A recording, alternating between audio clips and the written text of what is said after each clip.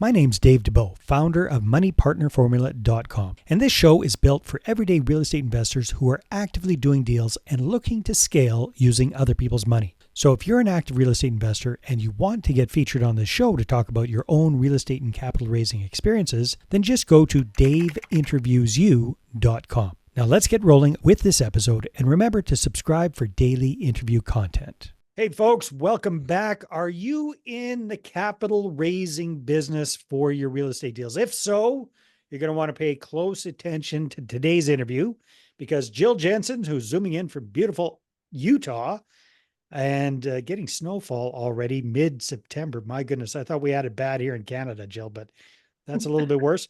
Anyhow, Jill has got a lot of experience raising a lot of money from a lot of investors for different kinds of projects. These days, she's focusing a lot on land development as well as mobile home parks. And we're going to be talking about all things raising capital. Jill, welcome to the show.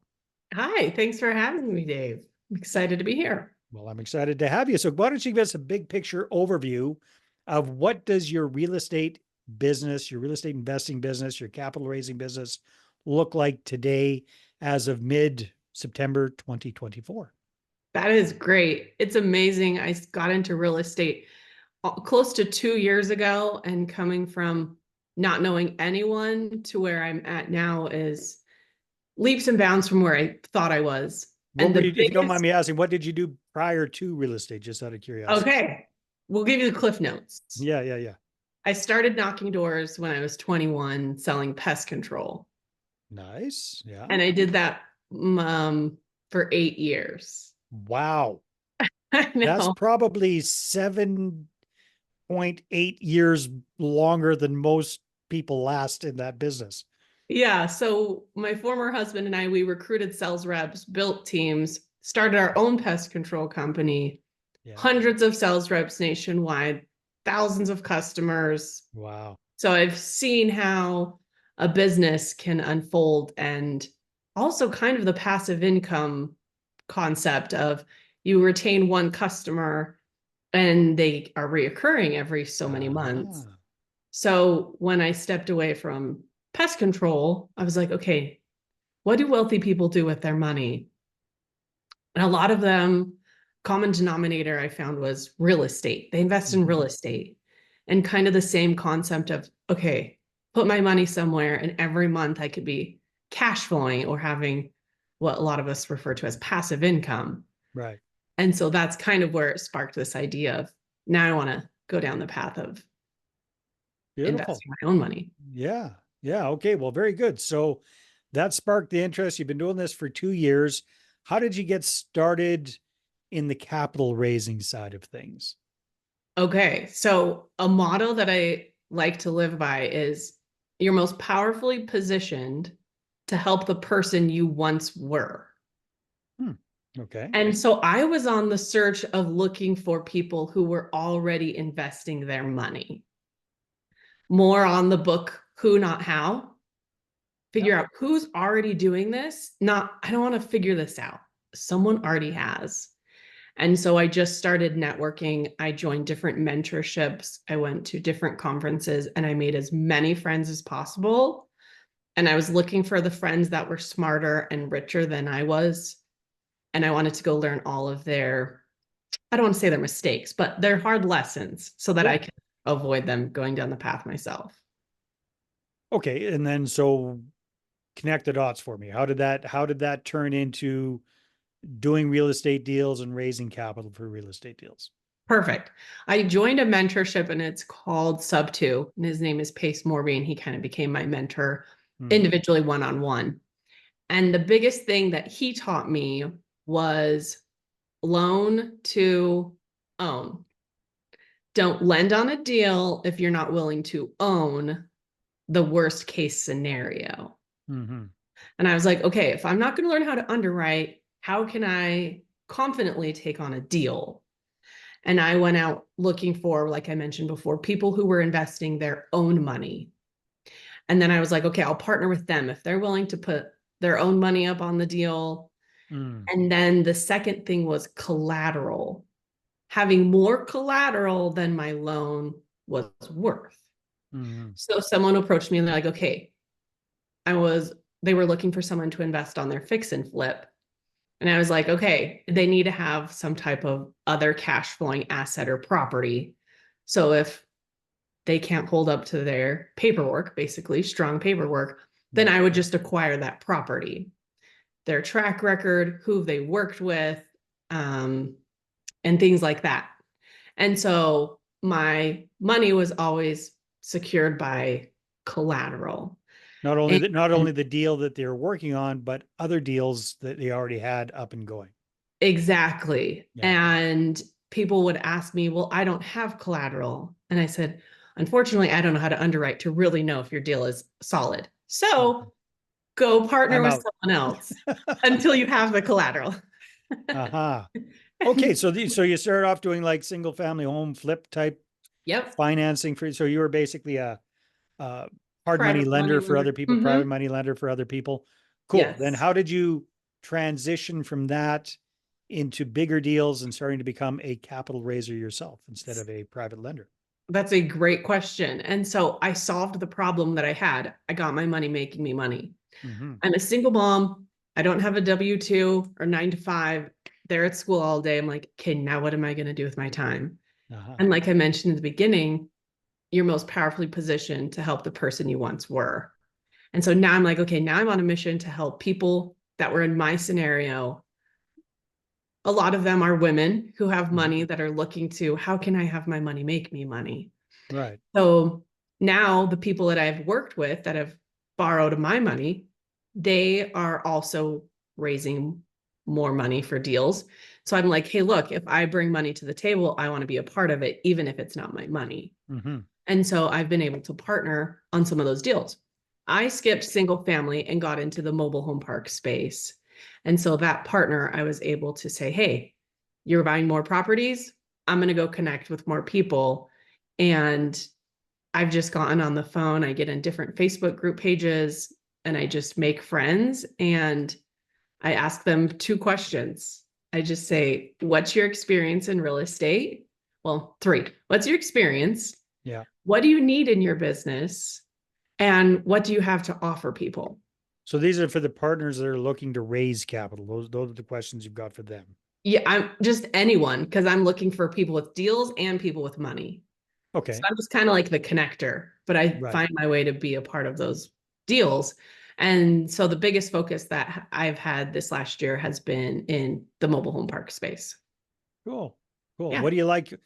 Because now you're starting to kind of see different investing strategies. What attracts you to mobile home parks? Our strategy with mobile home parks is to sell all of the homes in the park. So we refer to those as tenant owned homes. Hmm. You could have Okay. tenant owned homes or you could have park owned homes. Yeah. So if the park owns the home, they rent all of the houses. Ah, yeah.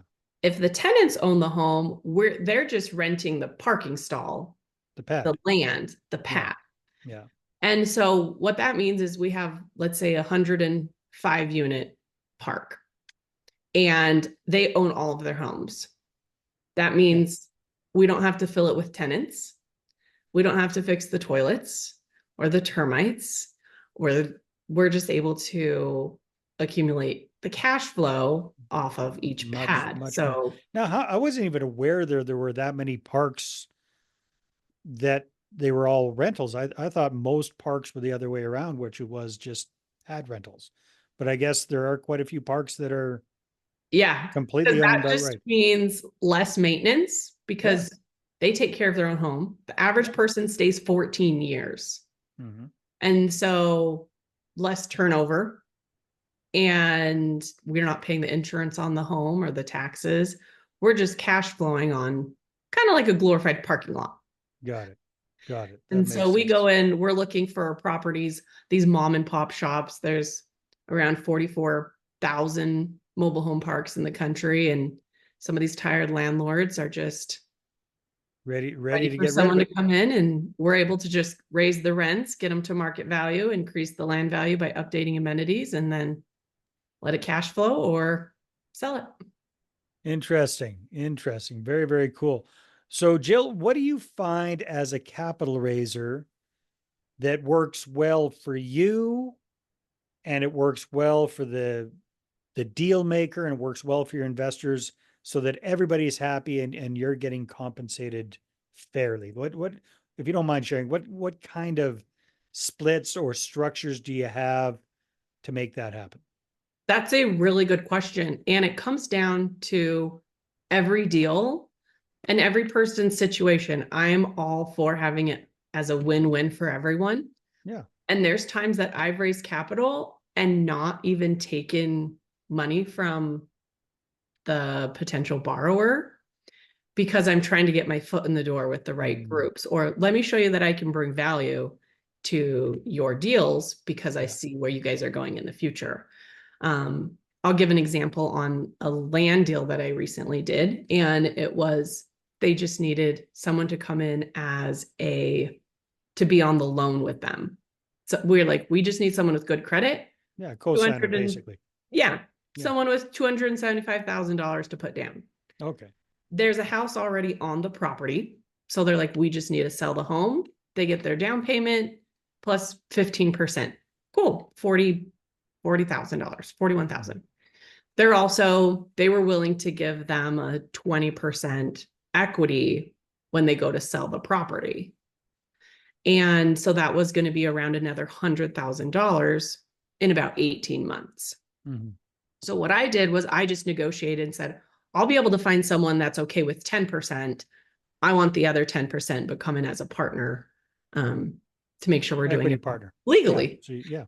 And so off of just raising the $275,000, I'll make around $50,000 just connecting the dots. But they're 18 months down the road. 18 months down the road, but the borrower is glad they had someone help take care of it. Mm-hmm. The lender is like, they get their entire return in less than 6 months, plus 15%. They make 40 grand in 6 months, plus 18 months, another 50. So every person involved was happy. Is doing all right. Well, that's good. Yeah. That was the other question I was going to ask you is, how are you balancing this with all the nitpicky rules and regulations with securities and all that kind of stuff? So sounds like you're setting yourself up so that you're an equity partner in these deals. Am I understanding that correctly? And when I was working for a fund, I was an employee, so I was getting a salary based. It wasn't like commissions, because a lot of listeners might not know, but you can't just raise capital and get a commission off of it. So lots of people seem to be doing it, but they're treading in dangerous waters. That's for sure. The gray zone. And I'm just like, I'd rather pass on 100 deals than walk in the gray zone. Yeah, I think so. That sounds like I don't need an ankle bracelet as a single mom. I don't know. I've heard it's become fashionable. I know of someone it happened to. So, oh, wow. Yeah, exactly. That's why I'm like, nope, not going to go down that path. So, Jill, it sounds like you're doing a really good job with connecting borrowers with lenders. What do you find works best? And you touched on this a little bit, but when you're trying to find private money lenders, especially people that aren't super familiar with real estate investing, what are you finding is working best for you? And you say you resonate well with women, you resonate with people that are where you were a little while ago. How are you finding these people? How are you starting the conversation? How are you educating them and getting them involved? What does that process look like? It's amazing how much money is out there. A lot of people are nervous to raise capital, and it's just a mindset. And I was like, you just got to come to the level of the person that has the finances or the money. You got to speak their language and being able to overcome their story, whatever that is. And so when I've like pitched deals or opportunities, I've done it through all the networking I've done, the connections I've made online. And then I just jump on Zoom calls with them every day. I'm just networking with new people. And then I'm in different Facebook group pages. And so I'll post those opportunities on there. And I'll also post like my success stories so that when people go back and see, they're like, oh, she has a track record or she's actively doing this. And then from there, when I get like on a potential Zoom with them, It's being able to know what they're looking for, like their ultimate goals. And like I mentioned before, when I go to pitch a potential investor, I will ask them those questions. What's your experience in real estate? What are your ultimate goals? And what do you have to offer? And when I ask them what their goals are, that's going to help me know how to close them, because I got to come to their same level. Because an example, I raised $200,000, 100,000 from two different people in 48 hours, and it was the exact same deal, totally different conversations. Because one woman saw that I posted something about being able to invest her husband's cash value account in a life insurance policy. So just like you said, she didn't know a lot about real estate. So this was like a 5th grade level conversation. Yeah. Hand holding exactly what the steps look like, when she'll get emails, how it gets deposited to her account, where she even puts the numbers to the account. Very simplified. So she felt comfortable because it was super simplified. Other gentleman, he has his money in 10 different funds. He's like, what's the IRR, the cash on cash? What's the security? What's the time frame? Okay, send me the link. And so even though it was going to the same mobile home park, you have to be able to talk to them at their financial literacy level. Yeah, no, that makes a lot of sense.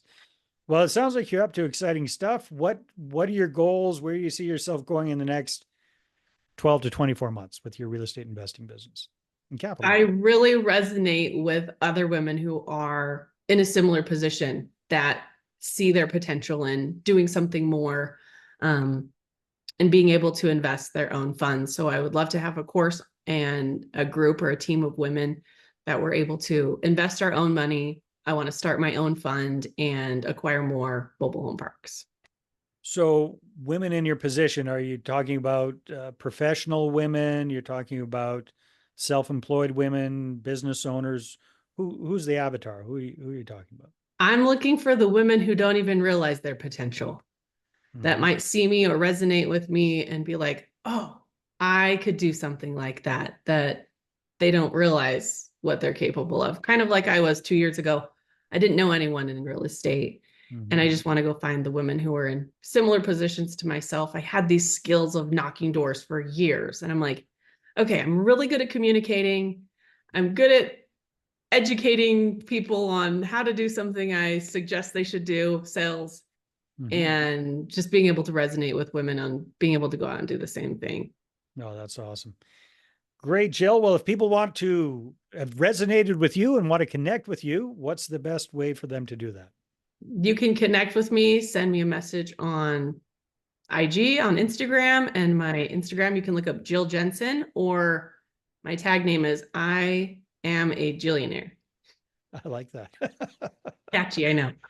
Awesome, Jill. Well, thank you very much for sharing some of your insights into your journey so far with real estate and with capital raising. Thanks. All right, everybody, take care, and we will talk to you on the next episode. Hey there, I really hope you enjoyed that episode. And as always, if you want to listen to more daily interview content, make sure you subscribe. And if you're an active real estate investor and you're doing deals and you'd like to get featured on this show, then just head over to daveinterviewyou.com. Now at moneypartnerformula.com, we help real estate investors to create a process for predictably getting capital so they can do more deals without relying on hard money lenders or the banks. We do this by building them a private capital marketing system. Now, if you want help turning yourself into a big money capital attraction machine, then book a call with our team to see how we can help. Just visit moneypartnerformula.com to find out more. All right, take care, and we'll see you on the next interview.